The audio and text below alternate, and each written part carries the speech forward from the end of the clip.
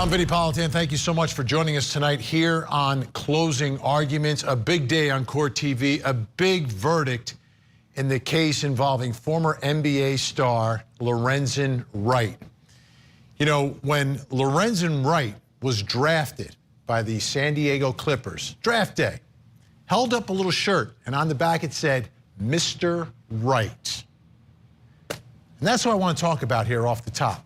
Because this is a man, a young man, a father, a son, who deserved to live and die with dignity. And that was taken away from him. That was robbed from him. The end of his life, think about what those final moments were like, because he picked up his phone, he called 911. He knew what was about to happen. Could you imagine being in that position? Knowing you've got children and knowing that someone is about to shoot you, someone is about to kill you. And that was the end of his life.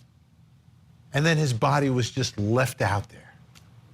It took days and days and days for someone to find him. The inability to live and die with the dignity that he deserved. And why did that happen to Mr. Wright? Because he married Mrs. Wrong. We know who she is. Sherra Wright, there she is. She's the reason that Lorenzen is dead. She facilitated the whole thing. She put it together. But for her, Lorenzen would be alive. But for her, her children's father would be alive. She took that all away from everyone.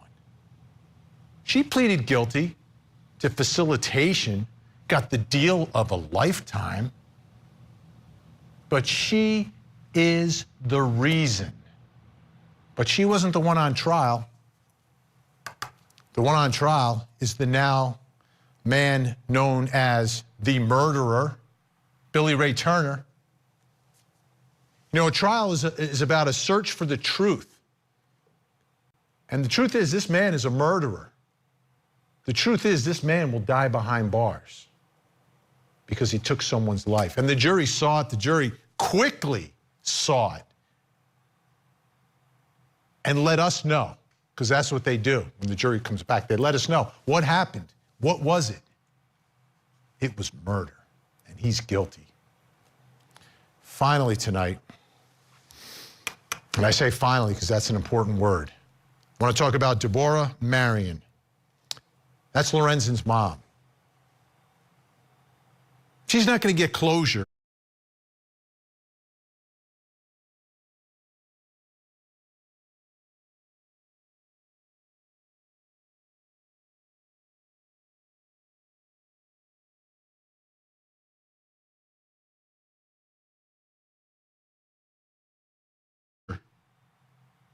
Because the family of murder victims, they don't get closure. I've spoken to way too many of them. I know. You're never the same. That void is forever. The pain is forever. But what she finally got after 12 years is some sense of justice. And I always say this after a guilty verdict. Think about what she would be feeling if that jury came back and said not guilty. Then no son, no closure, pain forever, and not even a sense of justice that the person responsible is being held responsible and will be punished. But all that is going to happen now for Deborah because the jury spoke. Take a listen. State of Tennessee versus Billy Ray Turner, docket number 1705881, count 1, first-degree murder. We, the jury, find the defendant guilty of first-degree murder as charged in count 1 of the indictment. Count 2, conspiracy to commit first-degree murder. The verdict reads as follows. We, the jury, find the defendant guilty of conspiracy to commit first-degree murder as charged in count 2 of the indictment. Count 3, criminal attempt first-degree murder.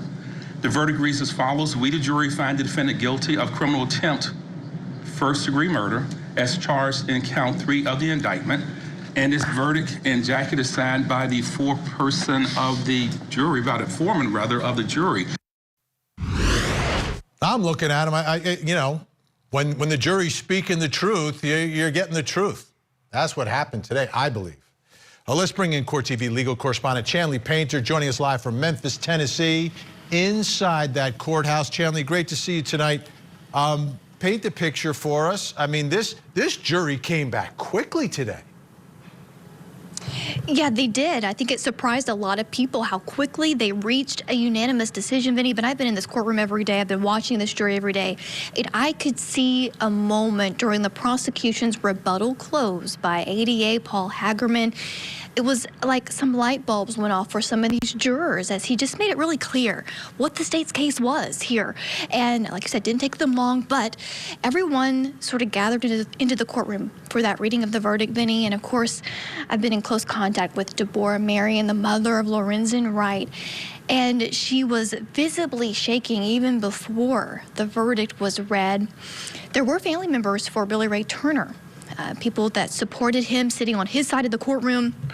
No overt reaction from him, but once the jury filed in, I always look to see if they are looking towards the defendant. None of them looked towards the defendant that I could tell, and the reading was really quick. But once that first guilty was read, the whole side of the courtroom with Lorenzen Wright's family just embraced each other.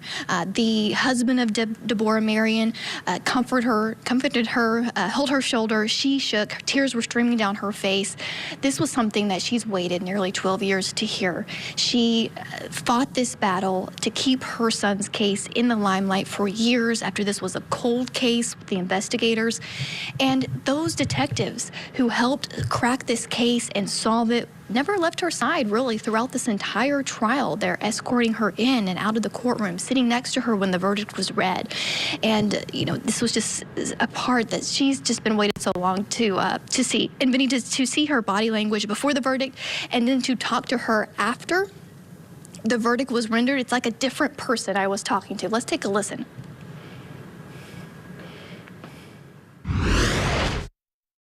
What do you want to say to the prosecutors who fought inside the courtroom, to the officers that investigated this? Thank you. I couldn't hug Paul Hagerman hard enough.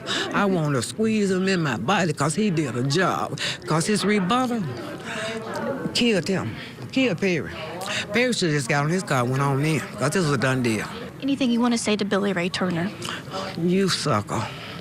How you let a woman talk you into killing her ex-husband and you get nothing but the lawn equipment? Why you didn't plead out first? I would have left the bag holder holding it because you wasn't going to get a dime from the murder of Lorenzen Wright. You was personally going to get a dime. You were going to have to wait to get a hand off of the $1 million, but you wasn't going to get nothing. From this point on, I know it's not complete justice. We don't have Lorenzen back. Right. You'll never have him back. But what's next for you? What's going to keep you going next? His children. Because to have his children around, it's like having him around. So just his children. You know, we could be bonded like we once were because his kids was my life. I would die for them. Especially the oldest one, that my first grandson. And he don't even talk to me. And he know I saved him from a lot of crazy stuff. But I love him still because he's my son's son. I love all of them. Vinnie, she told me that she's going to go visit Lorenzen's grave again. She would go visit it so frequently over the years. And she told me that he kept telling her to keep fighting.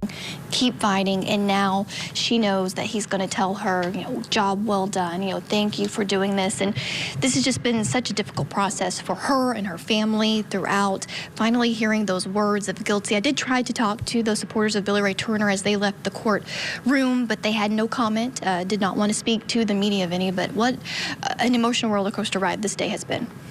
You know, Chanley, every night I speak with so many moms of victims who, you know, the case hasn't been solved, and you can tell what it means for them to get that answer, and now for her to get this justice tonight. You were so right in that description. It was a different person. You know, she's been carrying this burden for 12 years, and again, no closure, but she gets to turn the page a little bit and and maybe just a little bit of relief. That is so important. What else is left for this defendant, the sentencing? I presume this is just going to be life. He's done, right? Right, that's what we presume. In fact, the judge went ahead and sentenced him on that first-degree murder conviction because it is a life, automatic life. He does have parole here in the state of Tennessee. The judge did set that it's at 60, but with the good behavior, the serving of 85%, 51, I believe it was, 51 years before he would be parole eligible.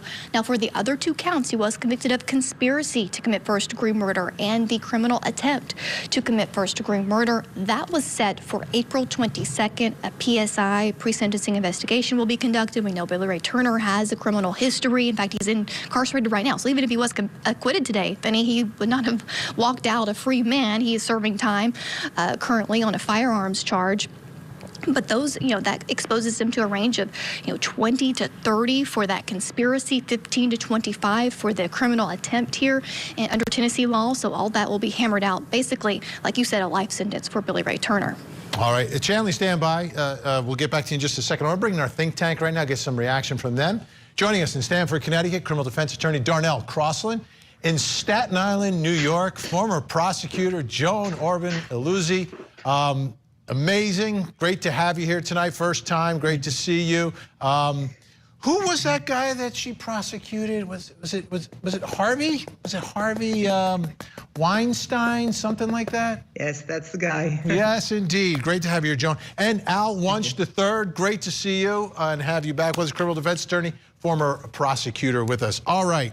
Joan, I'm just going to start with you first, just because I want your reaction to the mom's reaction and what that means for a prosecutor. When you're able to deliver that justice to a mother who has waited 12 years. Thank you for having me tonight, Vinnie. Yes, I have, like you, spoken to many moms and have spent those weeks, months, and sometimes years with a family of somebody who was deceased, who was murdered unjustifiably. And the relief, it's as if a burden has been lifted from them. I prosecuted the Aton Pates case, and that was a case that took 30 years to get justice. And that family never left their home, never changed addresses or telephone numbers, waiting for their son to come home. When the perpetrator was convicted, they were able to live again, to live perhaps for the first time in all those years. And it's palpable. You could see it in Lorenzen's mom's face and her demeanor, that this is an opportunity for her to now proceed with her life, to take her next step. Yeah, absolutely. Darnell, trial, search for the truth.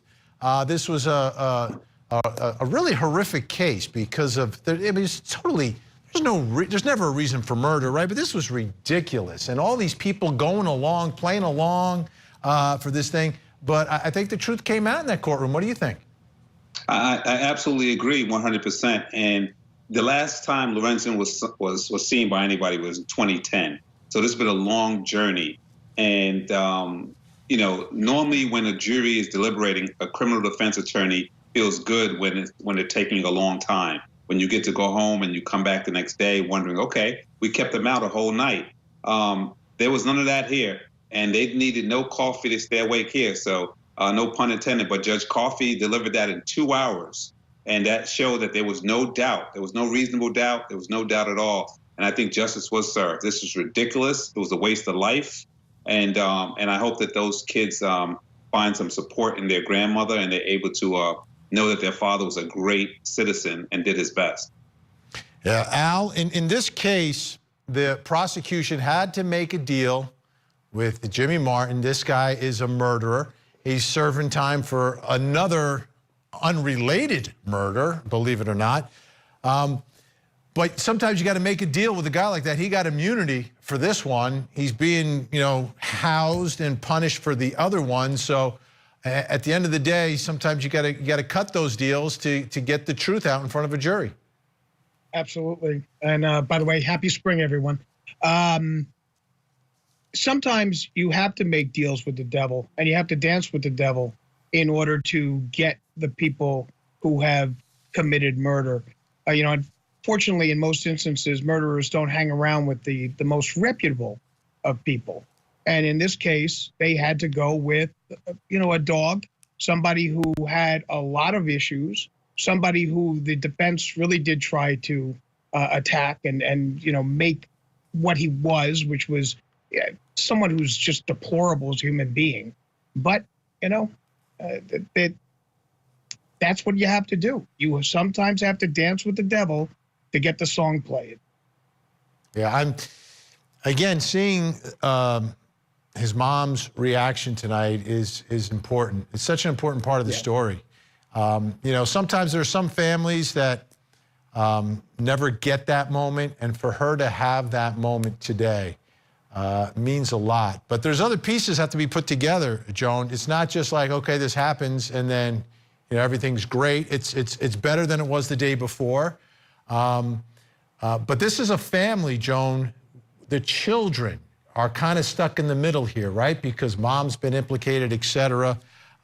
So this is going to be something that kind of lives on throughout the rest of her life, trying to come to terms with this. But do you celebrate? I mean, I'm trying to figure out what's the emotion here, right? What's the emotion for prosecutors and for the family? I guess there's a moment of a sort of celebration, even though that Lorenzen's not coming back. Vinnie, it's never really happiness or good cheer. It's a sense of immense relief that the truth revealed itself and that someone got some modicum of justice here. It is never, that you go out and party and something's happy. There's one life is gone, the other life is ruined forever. It's always very, very sad. Sad for the children, sad for the family on both sides. Let's face it, Billy Turner's family is innocent, and they are mourning as well the loss of their son now, even though it was obviously of his own doings. So it's just a sense of relief that the truth came out and that everyone saw what the truth was. All right, Think Tank with us the whole hour. Darnell Crossland, Joan Aluzzi, Al Wunsch. More verdict reaction. We're going to get more from Chanley Painter, and I want to talk about Mrs. Wrong, okay? Let's talk about her deal. Let's talk about, how this all happened. That's straight ahead.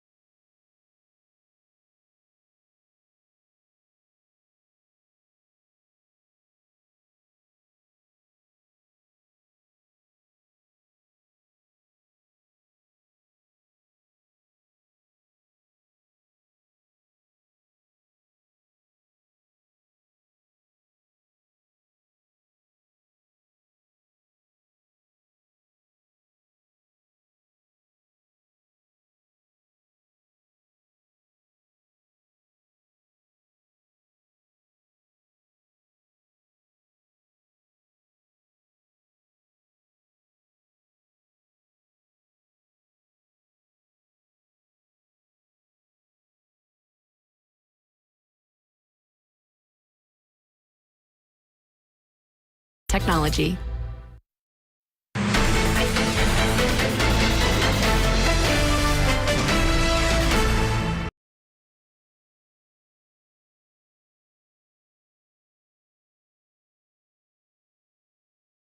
Did she say whether or not she had a gun? Yes, sir. Did she say whether or not Billy had a gun?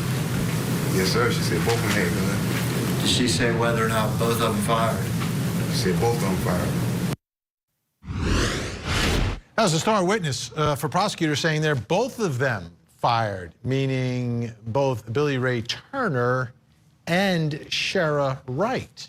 So one of them was on trial, one of them was charged with murder and convicted of murder. The other one is facilitation. You know, what exactly happened here? Why did it happen all that way? Why is the wife the one who really got everything instigated here and got everything running? Why did she get the deal that she got? I think it's a big part of this story still today. Here's the prosecutor after the verdict today. Jimmy Martin's testimony, how important was it? Did you have any qualms about putting a convicted killer on the stand? With Jimmy Martin, you have to ask yourself what evidence corroborates his testimony, what other witnesses corroborate his testimony. And everywhere we looked in this case, we saw more and more corroboration, and the jury saw that too. From the time the gun was recovered from the lake a few years ago, to the car found in the woods, to the secret meetings and everything else you heard about, his testimony is corroborated and corroborated again and again. And that's why it was so important. All right, so if it's corroborated, I mean, he's basically putting the gun in Sherra Wright's hand. But I didn't see her on trial for this murder. Let me bring back in Memphis tonight, Court TV legal correspondent Chanley Painter. Chanley, what is the backstory there on Sherra Wright? Because she didn't go to trial, right? She pleaded guilty, and it was facilitation, not murder, not life in prison, something less. Right, she pled to a lesser, which is facilitation of first-degree murder, facilitation of conspiracy. That was a lesser before this jury if they wanted to for Billy Ray Turner. Obviously they didn't, Vinnie, but she was the one that she came forward. She reached a deal in exchange for a 30-year sentence. Now she's eligible for parole in 2026. Now, Vinnie, she at this time didn't speak. It was in 2019 when she pled guilty to these lesser counts. Afterwards, her attorney spoke to the media saying that she did own up to her part in this plot to kill her ex-husband, Lorenzen Wright, and that if they had gone to trial, her defense would have been revolving around domestic abuse. She alleges that Lorenzen Wright abused her and her children for years, and even after they divorced, he wouldn't leave her alone, so this is what she had to do. Now, she has given other interviews since her plea while behind bars, where she's told the local commercial appeal newspaper that she backtracked on her role in this plot and pointed the finger more at Jimmy Martin, Vinnie. It's fascinating. And did prosecutors ever come out and say why they gave her the deal they gave her? Because they said, Jimmy Martin, his testimony puts the gun in her hand, and he was corroborated throughout the trial. Right, and if you look at some of the evidence coming in this trial, Vinnie, a lot of it pointed right at Sherra Wright. And I repeatedly asked these prosecutors about her and the status of her, whether or not they were going to bring her in. Was that part of her plea arrangement to come and testify against Billy Ray Turner? And they've been really tight-lipped on whether or not she was going to cooperate. And even when I asked them just moments ago, they said it was never really something that they planned to do and didn't feel like they needed to do to bring her in here to testify against Billy Ray Turner.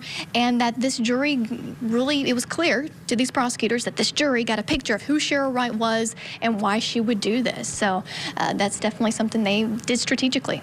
Yeah, it's a big part of this, right? I mean, she is the one. I mean, she is the one with the direct connection to the defendant, not the defendant, the victim in the case. I mean, Lorenzen. Right. And if she doesn't want him dead, he's alive, right? Unbelievable. Okay, let's talk a little bit about closing arguments, because everything happens so quickly today. Usually on a night like this, we're talking about closing arguments. We're talking about when is the jury coming back tomorrow, but none of that's happening because this jury, like 2 hours came back. But how about the closing arguments today? These closing arguments, they were very informative and well outlined for the prosecution. We had the first close from Austin, and he basically went through every piece of evidence with the PowerPoint, Vinnie, and then the defense took over, and John Perry, it was as if he was speaking off the cuff a little bit. So he wasn't telling quite a cohesive story or argument. And throughout this time, the jury's not really taking a lot of notes, but it was, again, that rebuttal close from Paul Hagerman that I could tell really affected the jury, really filled in a lot of blanks maybe that they had in responding to what the defense brought up. I want to play a moment from Paul Hagerman's close from earlier today to show you an example of how he came across. I mean, think about the craziness you've got to come up with in your head for the alternative to Billy Turner being guilty. He has got to be framed, and all these witnesses have to be in it. They've got to frame the argument. So the prosecutor really trying to appeal to the jurors' common sense to piece together all the circumstantial evidence because, again, the theme from defense and its close was that Billy Ray Turner had to have been framed, that all he knew, he was just loaning his vehicle to Sherra that she let her cousin, Jimmy Martin, use. And on rebuttal, the prosecution just tried to attack that. And there was one moment that the prosecutor, Vinnie, called the smoking gun, and that was the phone call that Billy Ray Turner made to Sherra's son, goes by Snoop, the morning after, the first call that he makes. And how would he know to call Snoop's phone to reach Sherra? And that really, you could tell by the jury, some light bulbs went off and they took note of that moment. So again, some powerful closings for the prosecution. Yeah, and I love the argument that you played for us. You know, it was a big conspiracy. Everyone's trying to frame him. To me, that's the same argument you make in the Stephen Avery case, the making a murderer case. Same thing. Only there are some people that believe that conspiracy actually took place. That's the only difference in that story. Charlie Painter, great stuff tonight. Thank you so much. Reporting live from Memphis. Big verdict. Let's bring back in our think tank, Darnell Crossland, Joan Aluzzi, and Al Wunsch, all with us. All right, Darnell, let me ask you. Sherra Wright. I mean, I remember the old but-for test in law school, right? But for her, Lorenzen's alive. She gets facilitation. Like, it's an unbelievable deal. Potential parole in 2026. What's going on in our system here? It seems like she really made off well. For starters, she got $1 million from her ex-husband's life insurance policy. And get this, she met Billy Ray Turner in church. So what should we be learning in church? He was a landscaper she met in church. And you called her Mrs. Wrong? Well, I tell you, the thing that Mrs. Wrong did right was that she got sentenced before this trial. So the question is, why couldn't the prosecution force her to testify?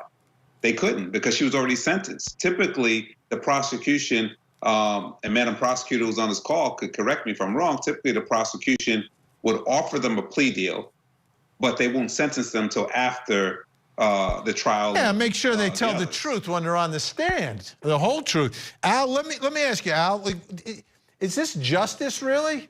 With Sherra Wright getting the possibility of parole eligibility in 2026 for all of this? I mean, she's the ringleader of this whole thing.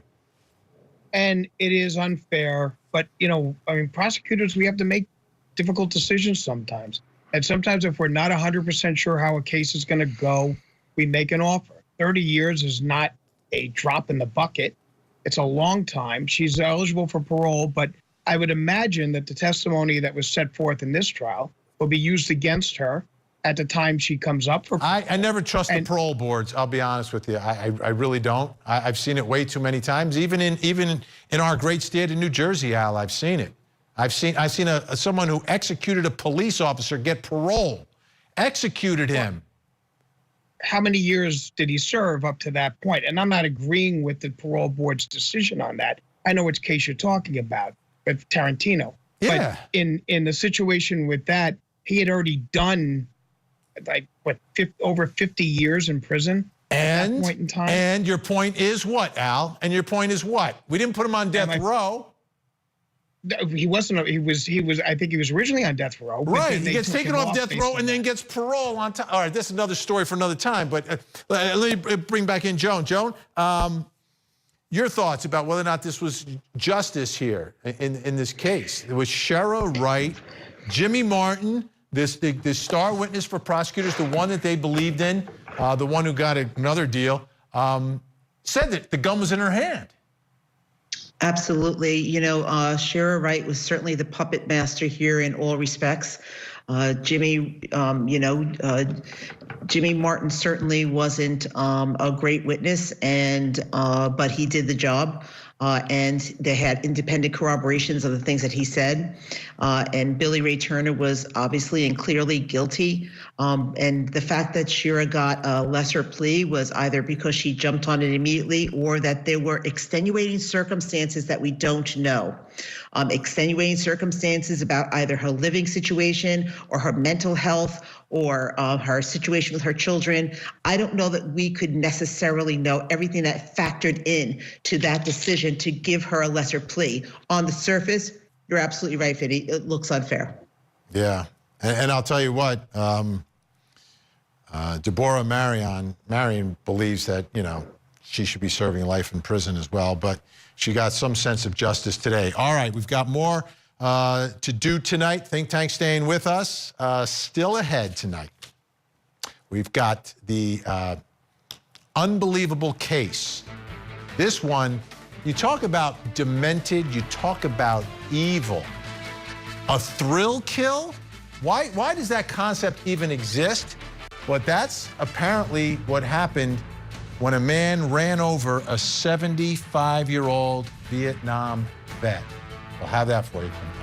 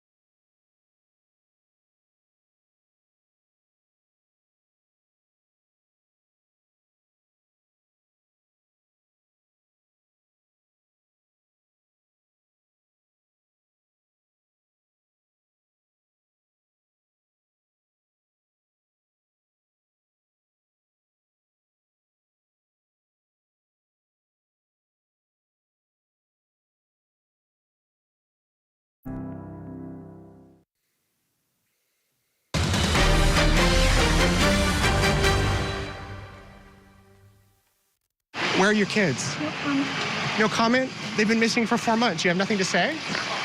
You're over here in Hawaii? Where are your children? Yeah, why don't you just give us a comment? Just tell us where they are. Chad, where are Lori's kids? What happened to Tammy, Chad? Can you tell us what happened to Tammy? Why have you guys been in Hawaii for so long?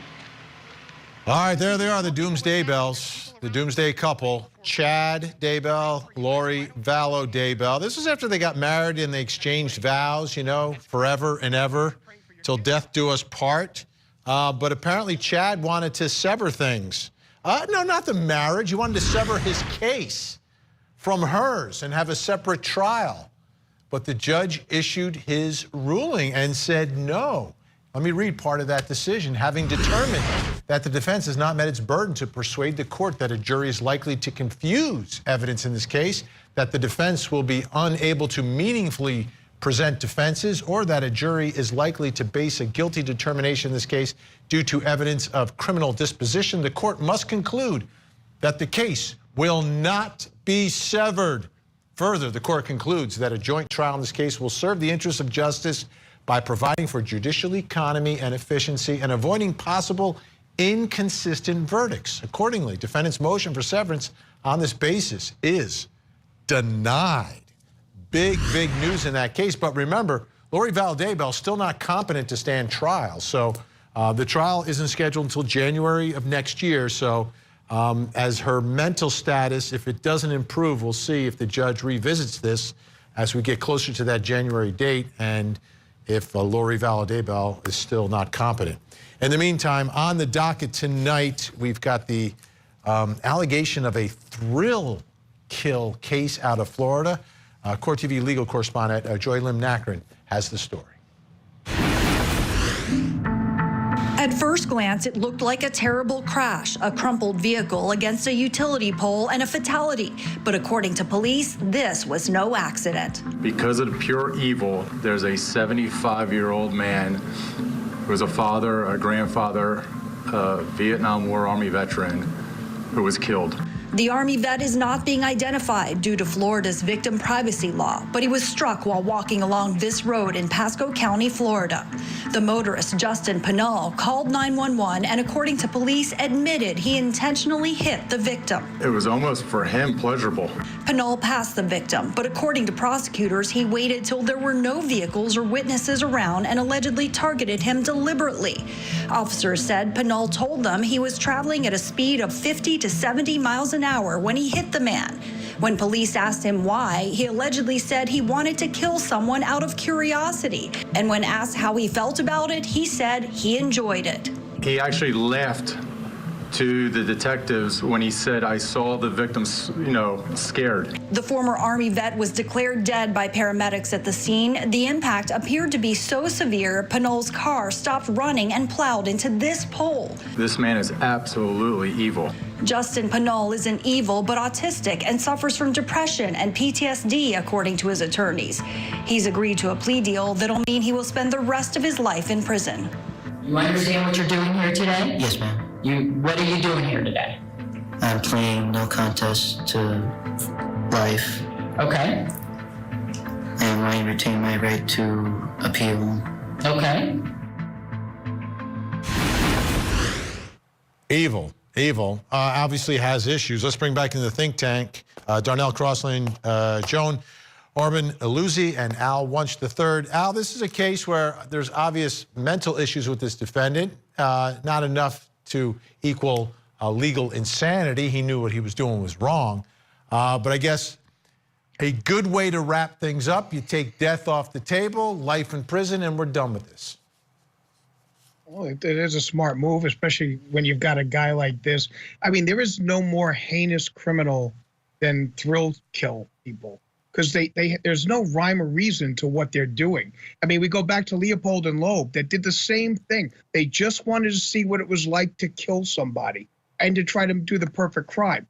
This one did not really care about it being the perfect crime. He just wanted to kill somebody. I mean, if you take a look at him, he looks like a young Michael Myers from the Halloween film when they took the mask off when he had killed his sister. That's the face I saw on this guy. And you take a look at his Facebook page, and he says, you can run, but you'll just die tired.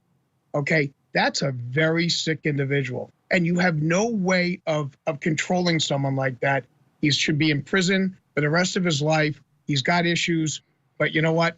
Sayonara. We don't need him on the streets. Absolutely. Joan, what I've noticed is for people to do the things that we see in courtrooms, in these murder trials, there's definitely a level of, they're different than the rest of us. They're off. They've got some mental illness. It's not legal insanity, but there's something wrong with them. People are just wired differently, and actual evil exists in our society. That's correct. You know, mental illness and violence have really no relationship. However, some mentally ill people are by their own nature violent, and those are certainly dangerous people to be out. This person is obviously a sociopath, a broken person. He's somebody who, in my estimate or my guess, would be somebody who was very isolated from other people, didn't have a lot of friends, didn't have social engagements, was not appropriate in social engagements, and little by little during the course of his young life became disassociated with reality, disassociated with society norms, and then just didn't care. Wanted to feel a thrill, wanted to feel something extreme, and went ahead and did this horrible, unspeakable act. But of course, the scariest part is that any one of us could have been victims to this person, because it's just completely and horribly random. Yeah, and Darnell, we only have a few seconds here, but our system of justice doesn't do anything to prevent someone, right? You got to deal with the crime after it happens. You can't like lock someone up because they might commit a crime. That's true. And Vinnie, you hit the nail on the head when you used the word wired.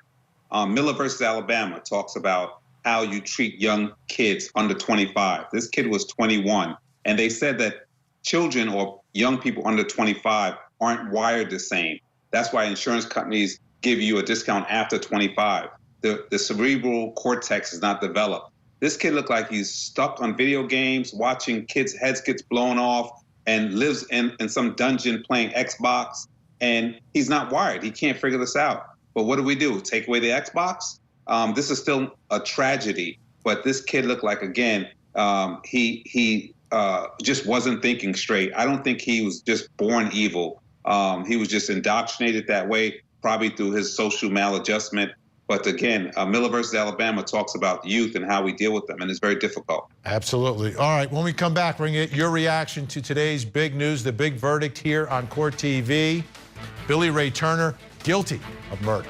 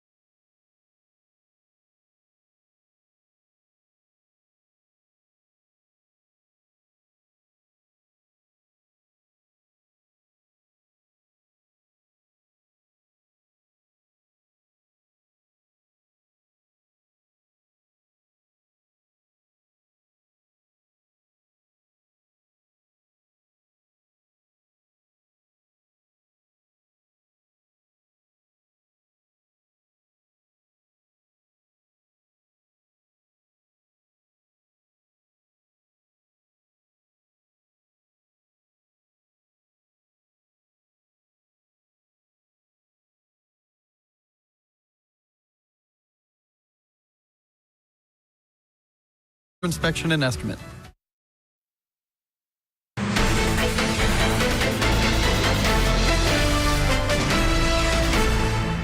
I haven't felt this good in years, 12 years to be exact.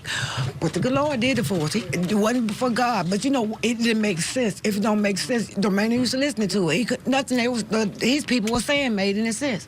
So you can't come to no conclusion when it don't make sense. You know, I heard a lot of stuff that didn't make sense out of his lawyer's mouth. It just didn't make sense. I'm glad he gone though, but I wish he'd leave today. Sooner the better for me, but I'm just glad we got him. You know, it took 12 years. I would, if it took 24, if he could get at the end, I wouldn't mind. But we got it now. We ain't got to worry no more. Maybe I can sleep all night now. But we got it. We did this. That was Lorenzen Wright's mom, Deborah Marion, after the conviction of Billy Ray Turner for the murder of her son. Posted all this news on social media today, on Facebook, got your reaction. We begin with, it's Mika all day, who said, thank God for a group of jurors with common sense. Too many coincidences for him to not be involved. Finally, complete justice. Billy tried to get away with murder. Common sense. Al Wunsch, let me ask you, does common sense favor the prosecution or defense in our system of criminal justice? And that's a tough one, okay? That is a tough one, because sometimes common sense would say that maybe the prosecution is piling on, and sometimes common sense says the prosecution's done it just right. In this case, they had the magic touch, and they were able to bring it in despite the fact that they had a cast of characters that was like some sort of a Fellini casting call, and yet they were able to get a guilty verdict in a record amount of time for a case like this. Absolutely. Jessica, tonight, I didn't see this coming. Less than 3 hours, unreal. Did the death of a celebratorial icon convict him, or the evidence? I don't get it. Joan, obviously Jessica would not be a great juror for the prosecution, but do you think Lorenzen Wright's NBA star status played a role, or do you think this jury looks at the evidence and says, come on? Irrespective of who the victim or the defendant is, I have found in 33 years as a prosecutor that jurors genuinely look at the evidence and genuinely concentrate on that and look to do the right thing. I think that what convicted this man is two basic things: that Sherra White was texting Billy, certainly not Jimmy, that night to meet her and Lorenzen on that street, number one. And number two, that, let's face it, Jimmy Martin's cell phone was pinging somewhere else. So those two things were, in my view, looking at all the evidence, indelible, and an indelible stamp of guilt on Billy Turner. By the way, folks, did you pick up on that? I don't know if you're familiar with the show, Doogie Howser. It's about this guy who's like, this like really young guy, super smart, so he becomes a doctor really young. It's kind of like Joan. She started prosecuting as a teenager, 33 years. Come on. Started as a teenager. All right, Shelley tonight. His ex-wife gets 30 years and this man gets life in prison. Darnell, a lot of people are going to be focusing on that, aren't they? Absolutely. And let me say there's nothing common about sense. And I've been doing this for 17 years. So sometimes you think you have a slam dunk case and the jury comes back guilty. Sometimes you feel you have a guilty and they come back not guilty. So that tells you that. But in this case, I got one word for you, Vinnie: alibi. It just wasn't adding up. In this particular case, Turner said that he went to Atlanta to visit relatives, couldn't name not one relative. Also, as pointed out in your coverage, when they showed him the murder weapon, he looked like he saw a ghost. It just wasn't adding up at all. And I think, lastly, the only time he took the stand was to say that he doesn't want to testify. I'm learning that juries want to hear from you. Even though you have a presumption of innocence and you don't have to testify, they want to hear from you. And to get up on the stand and say, I don't want to testify and can't debunk anything, I just think that the jury said, you know what, we're all set. And they came back really quick based on that. Yeah, we saw Curtis Reeves took the stand. We saw Kyle Rittenhouse take the stand, and things are starting to change inside our courtrooms. That's it for tonight for the think tank. Time to say goodbye. Darnell Crossland, thank you so much. Great to see you. Joe and Orban Aluzzi, thank you. Al Wunsch III, appreciate all your time, your insight, and your expertise. When we come back, folks, we're going to talk about a case. It goes back to 2018. A dad murders his entire family. Do you recognize him? Chris Watts. Well, guess what? Newly released video of the interrogation of his mistress. We'll take a look at it next.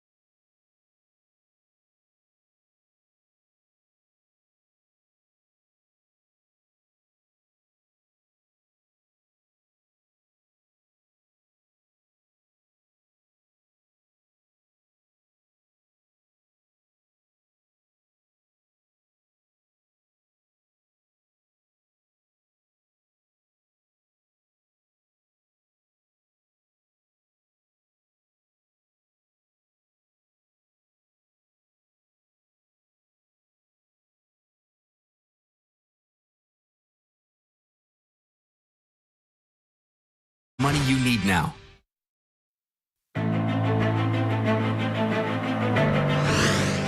In Frederick, Colorado, Chris Watts murdered his entire family in 2018. It was a case that shocked the nation.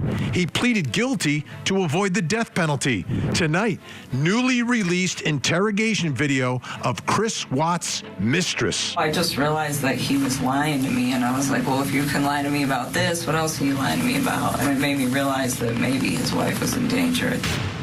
In tonight's Unsolved case file in Cleveland, Ohio, Alisa Sherman was in the midst of a bitter divorce when she was murdered in broad daylight outside of her attorney's office building back in 2013.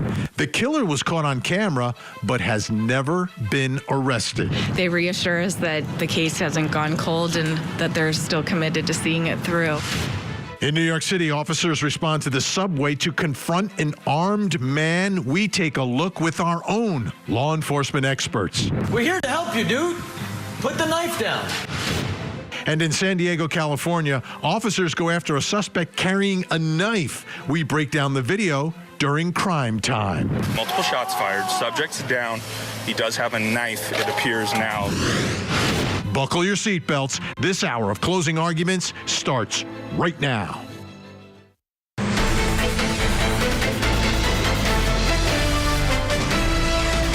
I'm Vinnie Politan. Great to have you with us tonight here on Closing Arguments. And in this hour, we're going to take a look. We're going to start off by taking a look at a case that you might be very, very, very familiar with, but we have some new information tonight. And I'm talking about a man named Chris Watts.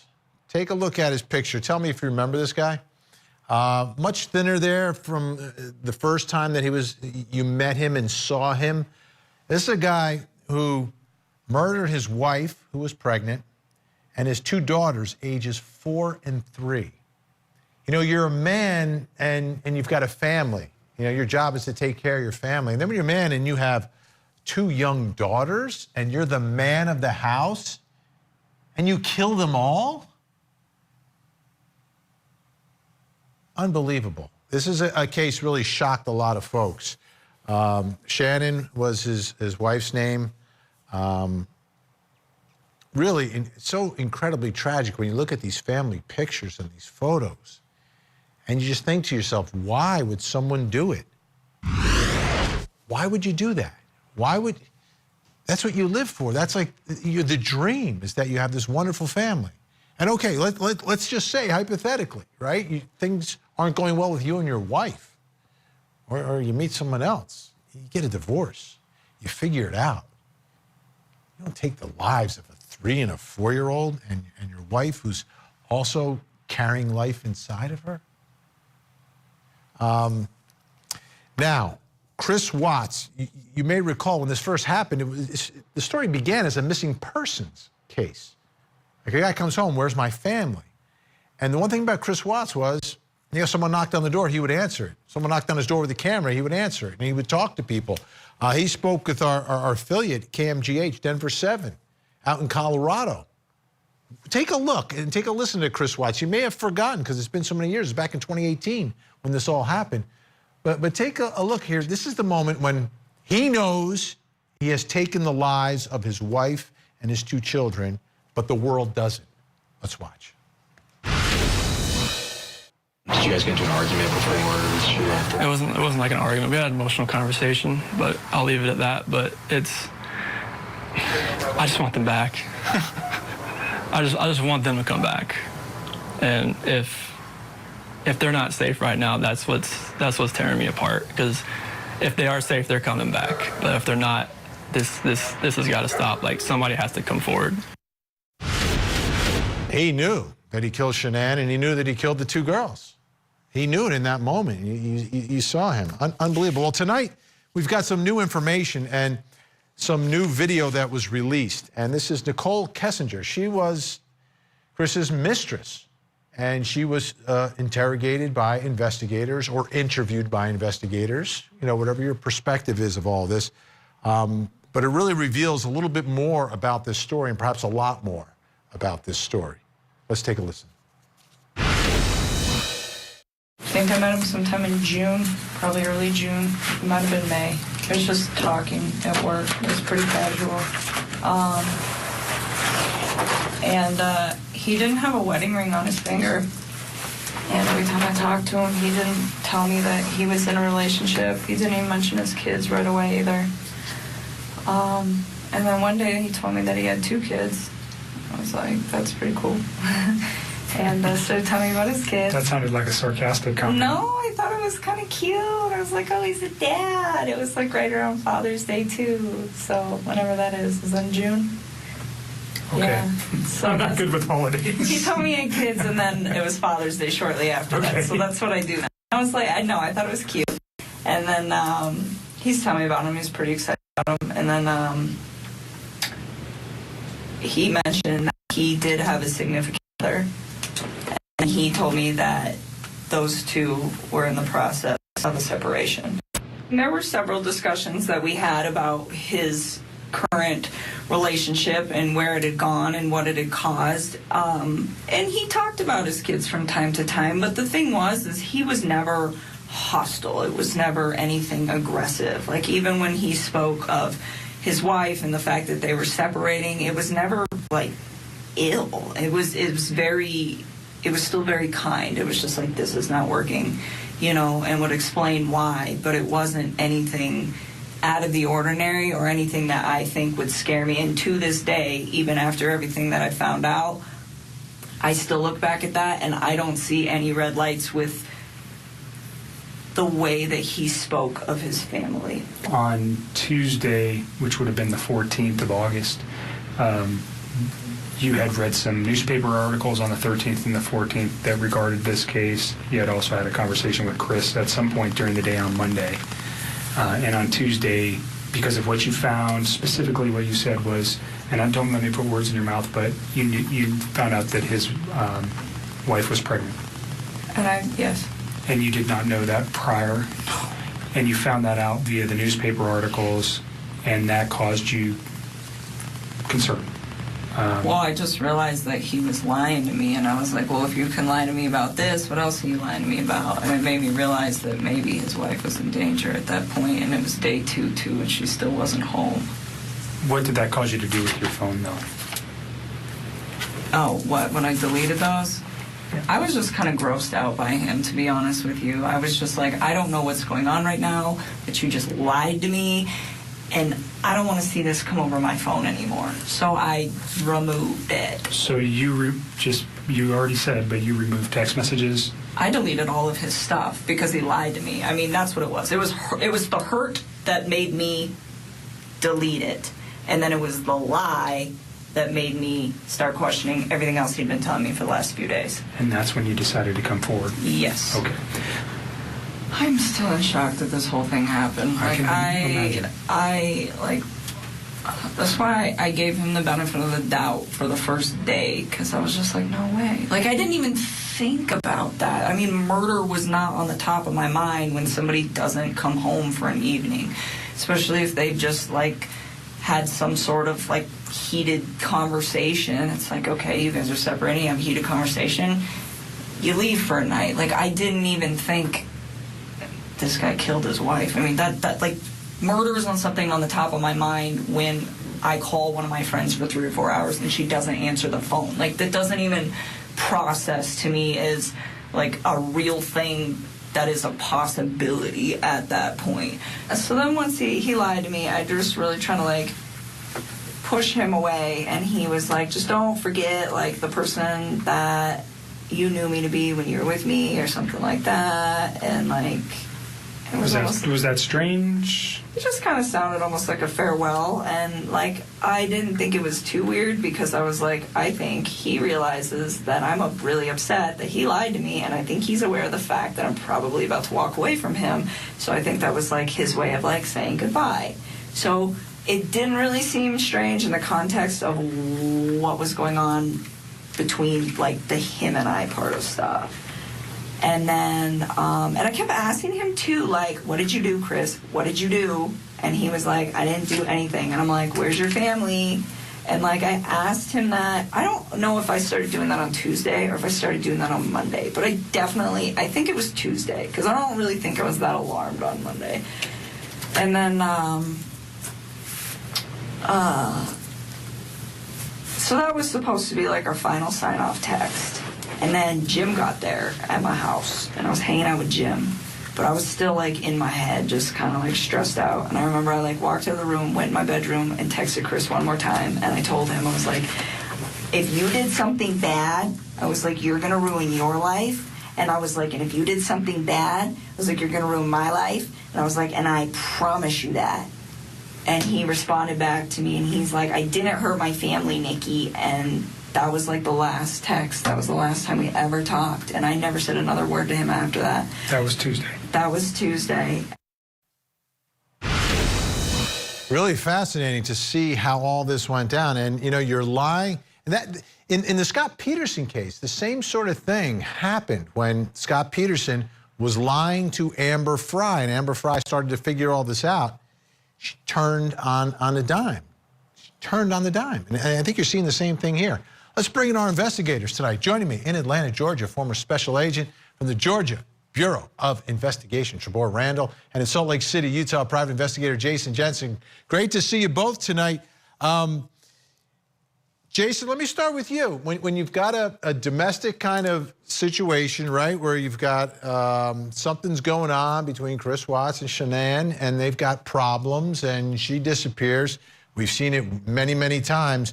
But it's really fascinating seeing it through the eyes of the other woman, the mistress, who now, wait a minute, you're lying to me. What else are you lying about? Very true. I mean, coming from the perspective of a private investigator, we get cheater cases all the time. And the one thing that we all know is that cheating and lying are bedfellows. They come all the time. It's a common occurrence. You know, Trebor, the argument I hear in a lot of these trials that I've covered through the years where one spouse is accused of murdering the other spouse, and they're always, not always, but many times they have another relationship on the side, and defense attorneys get up and say, well, you know, it's a huge leap from adultery to murder, right? But it's not as huge a leap from adultery to murder when the adulterer's wife is missing and is unaccounted for. To me, that's a much shorter leap because it's not just, oh, he's cheating and then you call him a murder. No, he's cheating and his wife suddenly has just gone missing. I mean, sometimes 2 + 2 = 4. And as Jason said, cheaters often lie because cheating is in of itself a lie. That's right, Vinnie. And very early on in this case, if you recall, when he's talking about, you know, if she's okay, she'll come home, but if she's not, you know, we love it when we let these individuals talk or somebody sticks a microphone in their face, because the more they talk, the more we're listening and the more we're going to be able to read into it a lot of times. You know, just based on our experience, we can tell when people are lying to us. We can tell when they're lying to you in many instances when they're talking to the public and trying to play that victim role. So we just continue to, you know, allow them to talk. And they also help us close that gap, as you mentioned. It's not such a great leap, you know, from one thing to another, you know, where we're calling you a suspect in a case now with a missing mom and her kids. It's not that big of a leap. And even more so now in the eyes of these juries, it's not always bad that they watch a lot of TV. Most of the time it's bad for us because they expect that, you know, 2-hour, 2-minute DNA, but because they do watch a lot of TV, they know that in many instances, this is how these cases will end up. If the mom or the wife and the husband were having problems, the suspect in this case, and then they end up missing or worse, dead. Jason, you know, when you get the other woman to cooperate, can be incredibly valuable in getting to the truth. And it really seems here that this was a big moment in the investigation when you've got the mistress coming forward and laying out what is going on and what he's saying to her, because now all of a sudden, oh, wait a minute, he's not just lying to us, he's lying to everybody. So we've really got to zero in on this guy now. Right, right. Whenever there's a disappearance or a missing person, we often go looking for motive, and oftentimes when you find that there's a new love interest, there's your motive right there. It's like, well, did your spouse go missing because you have a new interest now? Is it a financial benefit to have her out of the picture?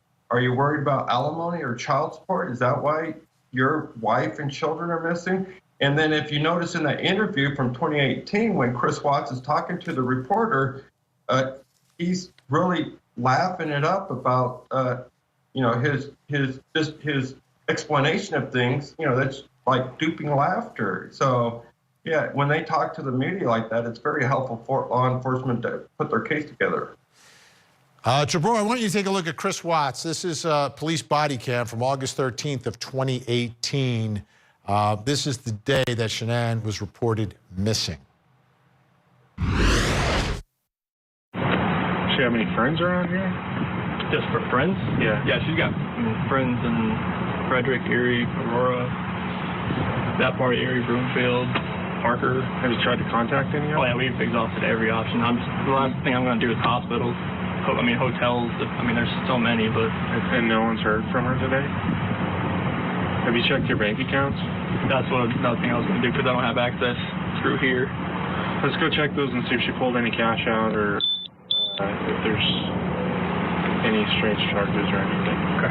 No, the doorbell, is that rings? Yeah, like when you got a visitor, it does, but I don't think the speaker is on where you hear it, like by... Okay. I guess my question for you is, would it show her leaving with the kids? Did you have any alerts? If she came out here, yeah. Did you have any alerts today with that? Just when her friends were here. Does it only record when the doorbell rings, or anytime If someone... you're like right here, it should just start, the proximity should hit up. Trevor, is it just me, or in these cases of these killer spouses, when they're being interviewed before they get arrested, right? It just seems that the guilty ones tend to over-explain a lot of things once they're talking, once law enforcement is there. I think they over-explain things that aren't really related to the fact that your wife and your 2 daughters are missing. They do. You're exactly right. That's not a coincidence. It's one of the things that we train our young investigators to look for. In fact, let them talk. We stress that. Given the opportunity, they're going to talk. They're going to explain. They're going to over-explain. He's talking about other individuals visiting and that being caught on the Ring camera and not at all addressing what the officers are asking him to address as far as those alerts. Or any video showing his wife and children leaving the house. Unbelievable. Okay, when we come back, Trevor Randall, Jason Jensen staying with us. We're going to open up tonight's unsolved case file. It's a case out of Cleveland. Alisa Sherman was going through a bitter divorce, super bitter. But she's murdered in broad daylight outside of her lawyer's building, trying to get in to see her lawyer, brutally stabbed. I mean, it was the murderer caught on video, but never caught. We'll take a closer look next.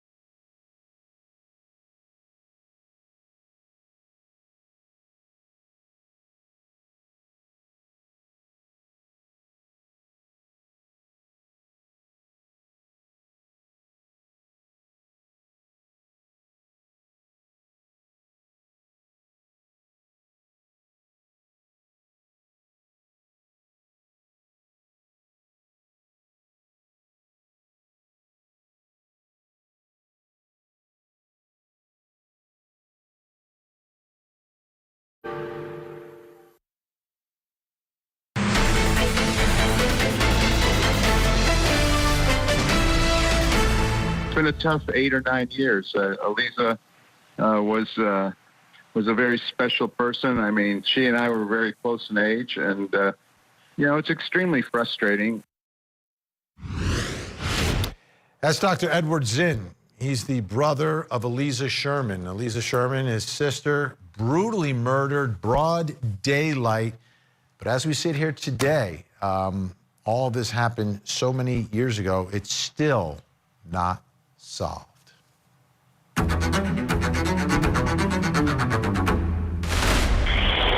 had a female caller asking for help, but she said she's just been attacked, and she was just kept repeating, "Help me, help me, help me." The medical examiner's office told us today that Sherman was stabbed 11 times on Sunday, right down here in this walkway behind the Galleria. A brutal murder in broad daylight in downtown Cleveland. It happened on March 24th, 2013. My mother, was an innocent woman that was murdered on what was supposedly a quiet Sunday afternoon in downtown Cleveland. That's Jennifer Rivchun, the daughter of the victim, 53-year-old Alisa Sherman, a mother of 4, and the wife of Dr. Sanford Sherman. At the time of her murder, Alisa and the doctor were in the middle of a contentious divorce. Sherman was reportedly heading to meet with her divorce lawyer in the building behind the Galleria at about 5:30 p.m. when the incident happened. She was set for divorce trial with her husband, Dr. Sanford Sherman, this week. Sherman's neighbor says there was a lot of tension between the couple in recent years.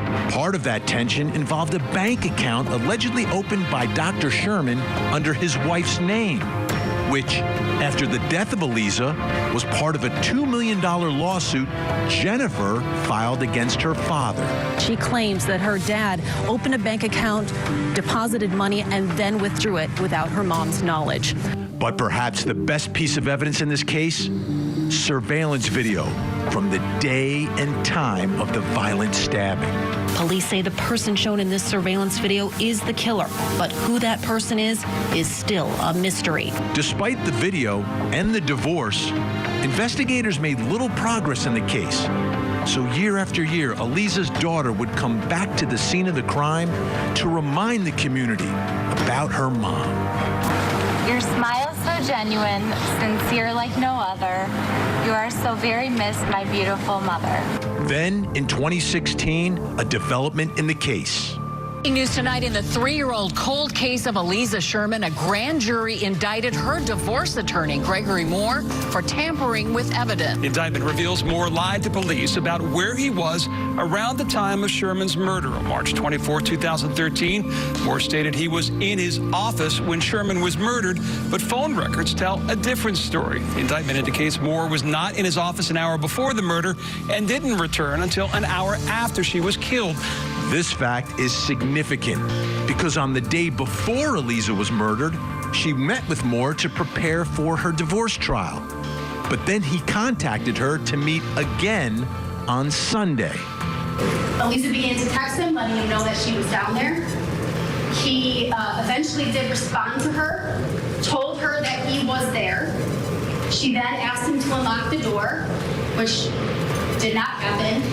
And seconds after she informed him that she was going back to her car because it was too cold outside, she was stabbed 11 times. But lying to investigators weren't the only charges against Moore. He was also charged with calling in bomb threats to 3 different courthouses. And in each instant, the bomb threat was the day of a scheduled divorce trial Moore was handling for other clients. Jennifer Rivchun spoke at Moore's sentencing. Greg Moore has had 1,522 days and countless opportunities to aid in seeking her justice since her vicious death. Yet instead, he has admitted that he lied to law enforcement about his whereabouts and continues to sit here today without explaining himself or sharing what he knows. That was in 2017. And with no more answers, that's where it ended. Greg Moore has never spoken publicly, and he has not been charged in the murder of his client. Dr. Sanford Sherman has also remained silent and has never been charged. Which brings us back to the biggest lead in the case and the biggest question. Who is this alleged murderer on the surveillance video? All right, folks, the Crime Stoppers 24-hour hotline, 216-252-7463, 216-252-7463. Somebody knows something, obviously, and maybe more than one person knows something in this one. Let's bring back in our guests, Trebor Randall and Jason Jensen, still with us tonight. Trebor, your thoughts about solving this case? There are people who would seem to have some information but don't want to talk, and to me it begins with her own lawyer. Her own lawyer has never spoken about this. Absolutely, and unfortunately, that is not something that investigators are going to be able to rely on. It's not something that they're going to be able to look forward to being able to, draw information from in the near future. So one of the things that I do like is their intention on basically scouring through all of the evidence they've collected in this case, all of the statements, probably thousands of documents. And that has proven to be beneficial for us in the past when we've done these extensive case reviews, cold case studies, if you will, to go back and look and see if there's maybe one piece of evidence at the time that someone thought was insignificant, but now we can have it tested or wasn't tested for some reason. I think that could be critical. And also, as an assistant agent in charge, one of the things you're responsible for doing is combing through every detail of every report of any law enforcement officer that talked to someone or documented an event. So you go back and look at that and see if there are any leads that were left that were not completely followed through on, and going back through all of the surveillance footage as well. Yeah, I'm watching that video again. That is the killer, folks. That's what investigators are telling us. We're looking at the killer. Jason Jensen, we've got a video of the killer. We have motive all over the place. We've got strange circumstances. For whatever reason, her lawyer said, come back down to the office on Sunday, and lied to investigators about being in the office. He wasn't there, but he told her to go there. And that's where she was murdered. And we've got the killer on video. And we're still here all these years later. Case hasn't been solved. It's really surprising, Vinnie, because, I see all the pieces of the puzzle here. Clearly, there's things that can be enhanced, like the video, for instance. We know that that's not really good video where it smooths emotion. Obviously, the cycles per second is not 60 frames per second. So you got gaps in the movement of the run. So what I would do is I'd have a videographer with the right software smooth out the video, smooth out the motions, and you can get a better sense of how the killer's running, if there's a limp or a particular stride. We know that he's holding the knife under the breast of his jacket with his left hand and he's swinging with his right.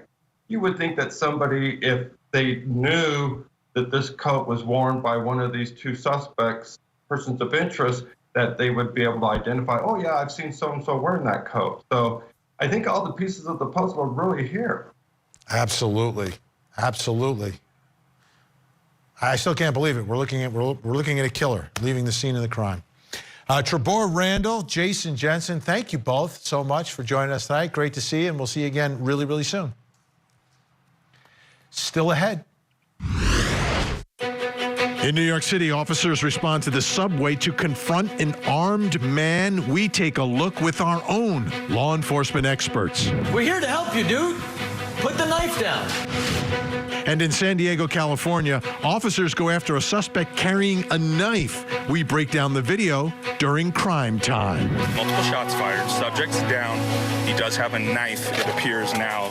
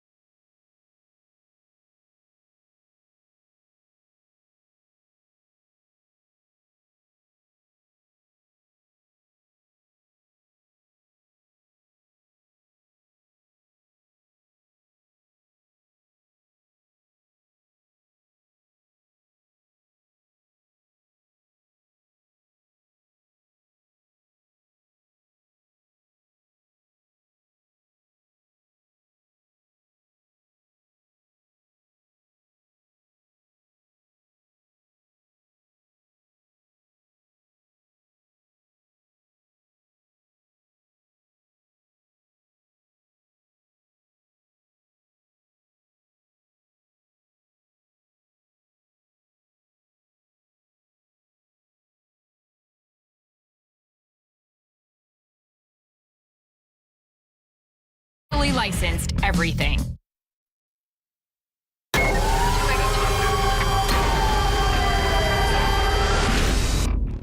It is crime time here on Closing Arguments. Let's bring in tonight's guests. Joining me, former senior special agent with the Drug Enforcement Administration and the founder and CEO of the Global Security Group, David Katz is with us. David was an instructor at the DEA FBI Academy in Quantico, Virginia, where he taught firearms and tactics to thousands of federal agents, state and local police officers, SWAT teams, and specialized military units. He's a corporate security expert, particularly well known for his active shooter prevention and response programs. He is also the author of The Executive's Guide to Personal Security. David, great to see you tonight. We're trying to get Joe all hooked up here, but we had some technical difficulties. So let's begin with this first. Exactly. I don't know what happened. Let's begin with from the NYPD. You've got an armed man in the subway station, ends up getting shot by police. Let's take a look.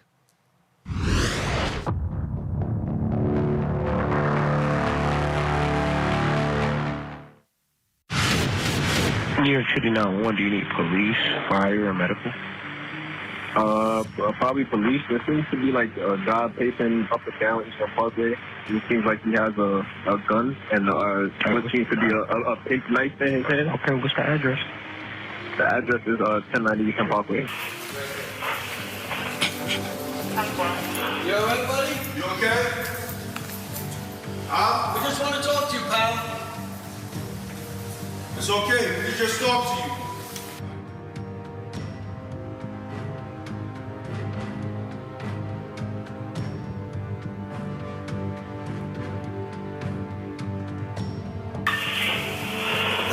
Do me a favor, put the knife down. Just put the knife down. Stay calm. There is a local 4. Take your right hand out of your pocket. All right. Take your hand out of your pocket. Take your right hand out of your pocket. Dude.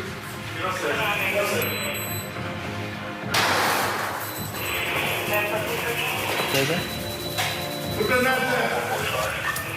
Put the knife down. What's that right hand? What's that right hand? Oh, he got nothing on his right hand. No, he got something on his right hand. On the pocket. Be careful with the pocket. Retreat. Retreat. Let's come down there. Retreat. Put down. Just come down there? Yeah. Crossfire. EDP up here with a knife. Coming out. Coming out. Coming out. Coming out. Watch his right hand. Watch that right hand. Watch your crossfire, guys. He's come. He's on the platform. You okay, pal? You need help? We're here to help you, dude. Put the knife down. Watch your crossfire. If you put it down, we can talk and we can get you help. Crossfire. Come this way. No, come this way. Put the knife down. We can talk. We can help you. Nobody wants to get hurt here. He's on this side? He's right there. He got something in his pocket. Yeah, watch his right hand. Watch that right hand. He got something in his pocket. He has something in his right hand pocket. Dude, just put the knife down. He's going back. Nobody on that side? No, he went this way. No, anybody on that side? Yeah. Don't go in there. Don't go in there. Don't go in there. He's coming out on that side. Watch on that side. Watch out. Drop the knife, dude. Drop the knife. Take your right hand out of your pocket, dude. Take your right hand out of your pocket.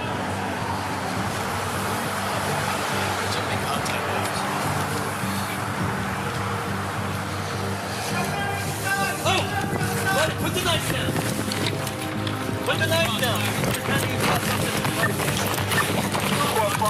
Watch out behind you, man. Shoot!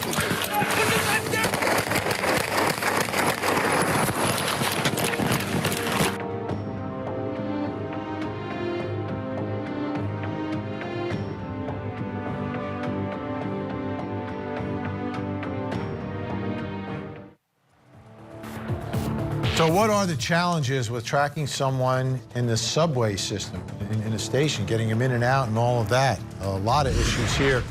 Oh, look, David, as promised, also with us, former police officer Joe Ested. Joe is also a former sheriff's deputy, police investigator, served in Afghanistan as a police advisor, author of the book, Police Brutality Matters, and the host of the Police Brutality Matters show on YouTube. Glad you could make it, Joe. Glad we got everything hooked up.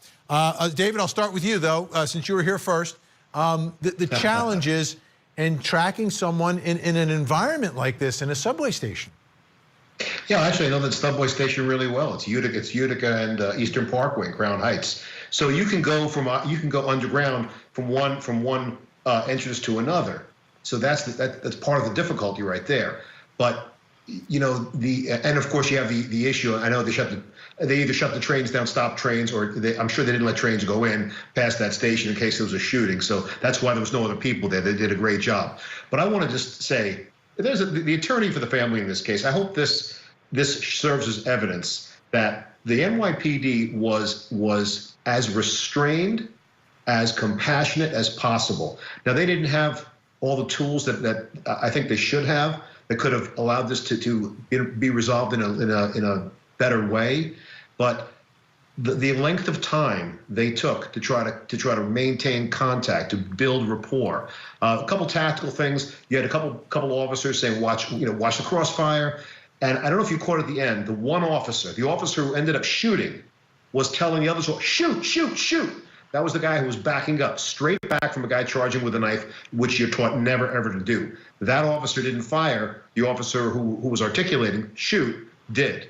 It's a horrible tragedy because at the end of the day, this person was a mental aided case. He needed help. And I will guarantee you when we get to the bottom of this, the city of New York failed to help this individual. Joe Ested, your thoughts about some of the challenges in this case? Yeah, when we start talking about New York City, you talk about a huge population. So we have to take into account that any time that you could be dealing with a bunch of bystanders, because the population, I was born in Brooklyn, and the 7-1, my sisters lived in that district. It's very busy, it's very high. I'm just thankful that it was 4 o'clock in the morning instead of 8 o'clock. It would have been a huge difference on how they responded, because they would have had to hurry up and actually use deadly force to preserve life. Because it was nobody there, it was 4 o'clock in the morning, and the tactics was amazing. When we start talking about using deadly force, one of the main key elements in deadly force is to try to find other options. How do you try to find other options? Is to continually increase your distance. And continually, these guys did an amazing job doing that. The only thing that I might have done a little different, when it got to the top of the stairs, because you had a lot of time to formulate a plan, I would have never let him leave the subway station, because upstairs, you're talking a lot of people. So if you had to use deadly force, I would have used it probably on the stairs to keep the rounds from just going in any other directions. But amazing job on the NYPD. They got this one right, and hats off to those guys, because this is a very high stress situation. Absolutely. We've got more crime time straight ahead. We're going to take it to the other side of the country, out to San Diego. Officers confronting a man with a knife.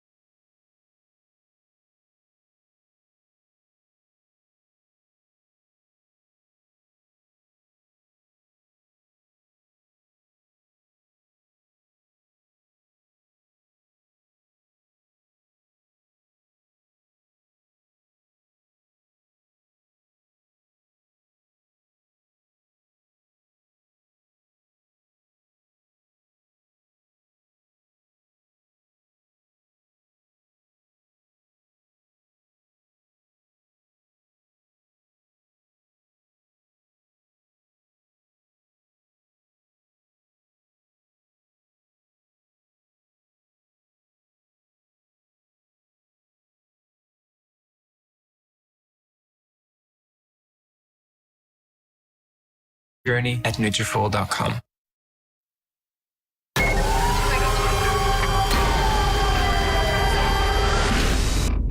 Welcome back to our Crime Time segment. Still with us, Joe Ested and David Katz. Our next video comes to us from the San Diego County Sheriff's Office. Deputies end up shooting a suspect with a knife.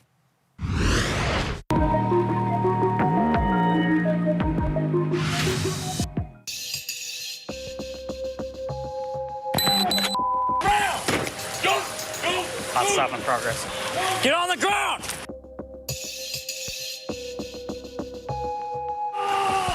Let me see your hands! Do not reach for it! Do not reach for it! Do not reach for it! Do not reach for it! Put your hands out! Put your hands out! Put your hands out!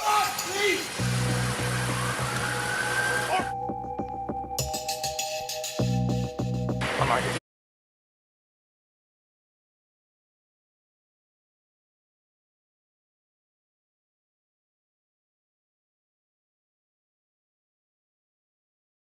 Let me see your hands! Let me see your hands! I can't see what it is. He's got a small black object in his hand. Coming up on the side! Saw a black object. Put your arms out! Put your arms out! It's a knife. 50 call 2, multiple shots fired. Subject's down. He does have a knife, it appears now. We're able to locate. He's still not complying with commands. Crawl away from us. Crawl away from the knife. Crawl away from the knife. Jason, I'll come with you, man. Yeah, give me a lethal. One lethal. Lethal. I'm with you. I'm with you. Do not move. Do not move. Hey, let's go. Hold that car. Hold that car. Clear the car. I don't have. Maybe.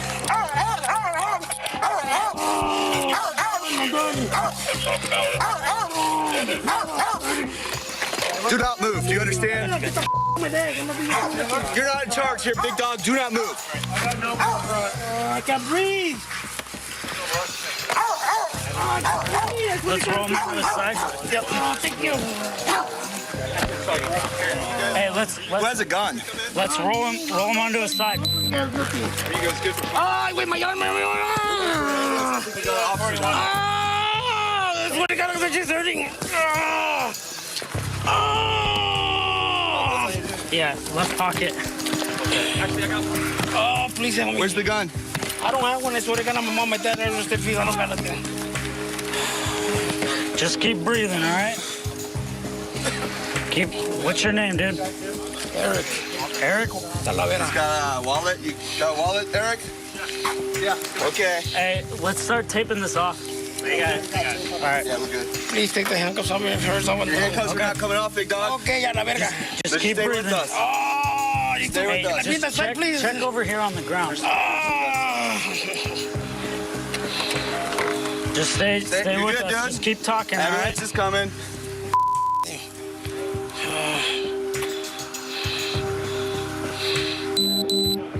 No fire, dude. Maybe. No. Did he fire? Just stay with us, Stay on, bud. You can't see I only had a gun. I mean, I didn't have no gun. I had a knife. All right, how tense are these high-risk stops? Joe Ested. These stops are very intense, but the problem is that we have a deadly force situation, and the elements of deadly force wasn't even met. I have a problem with this, with the way these officers responded here. These guys probably need to go to NYPD and let this lieutenant that we just seen train them. Deadly force. We always talk about it. Someone's life or the life of the officer has to be in imminent danger. Look at the distance away. Who's in danger? The officers never even identified the weapon. They said it's something in his hands. And then when the first shot was taken, the guy was actually turned around and was kind of kneeling down. And then don't you notice that one of the officers asked, where was his gun? Another officer came, where was his gun? Then another officer asked, how many times did he shoot? This was a mess. Tactics was horrible, and these guys definitely need to be trained. They was further enough away to wait to see what kind of threat that they had. They didn't utilize the distance and the time that they should have. Let me get Joe, before we run out of time, we're going to be up against a break here. But David Katz, your thoughts? Yeah, I'd like to know what was the moment, what triggered the use of deadly force. There's something that it doesn't have to be a gun. So, but there has to be an apprehension on the part of the officer that deadly force might be employed. So it may well have been he gets out, he has something in his hand, drop it, drop it, drop it, and he's acting. I would have suspected there's alcohol or something impairing his judgment, but he's not listening. And if he turned, then the elements might well be met. All right, a little short on time tonight, but we appreciate it. David Katz and Joe Ested. We'll see you again really, really soon. Folks, don't go away. When we come back, I'm going to need your help.